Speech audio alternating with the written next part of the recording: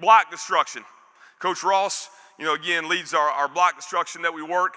This is one of the first things we talk about, a shock lock tear.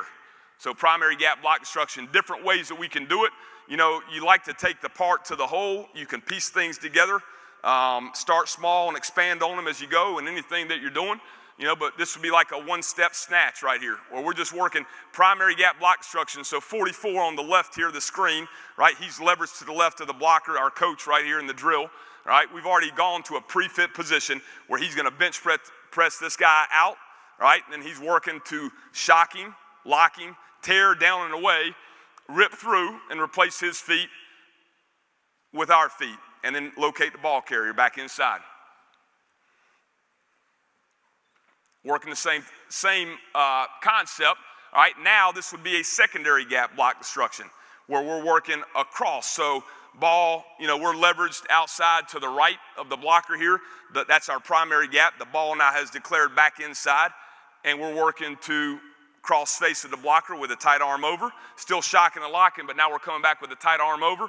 Probably 44 here, another good look. That's a pretty good look right there. And now we've crossed back inside. So baby steps, just teaching them pre-fit.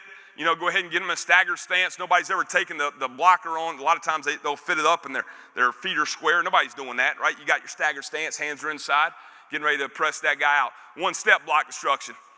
So working on a one-man sled without the pad so we can really be forced to have to get our hands inside. Working to get our eyes above, or our hands above our eyes, locking it out, tearing the thing down and away. And then again, we'll give them something every time that we can finish on something, whether it's a ball drill, whether it's a tackle scenario, even if it's just a target and it's not moving, a stationary type target, where we're coming off the block down the way. That's a pretty good clip right there with Mike, all right? We're trying to be near foot, near shoulder, bam, when we make contact. So if I'm coming from the left, I'm leading with my left foot in the ground, all right, as I strike and take on the blocker, and then getting off and finishing to the ball carrier right there and finishing with a near leg, near shoulder finish on a stationary target right there, all right? Again, this would be primary gap block destruction where I'm keeping leverage in my gap right here, coming off of it, all right? Same thing, here's a pretty good, just a different angle of it. Coming off and working to finish, good. This is outstanding, so I tell my guys, if they're throwing the one-man sled onto its side in this drill, then we're probably doing it right, down and away, right? If we're throwing it and it's spinning around behind us, then we're probably not working the technique and the finish quite like we want to, all right? Pretty good again there.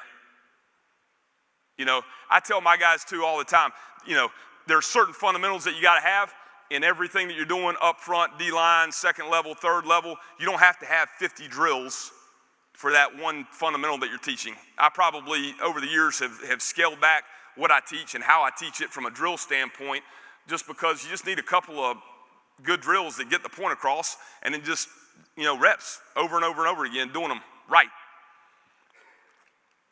Now we're putting them together.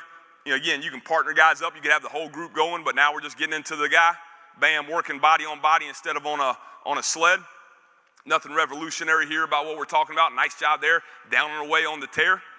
Probably not doing a great job getting into him initially. Not bad there.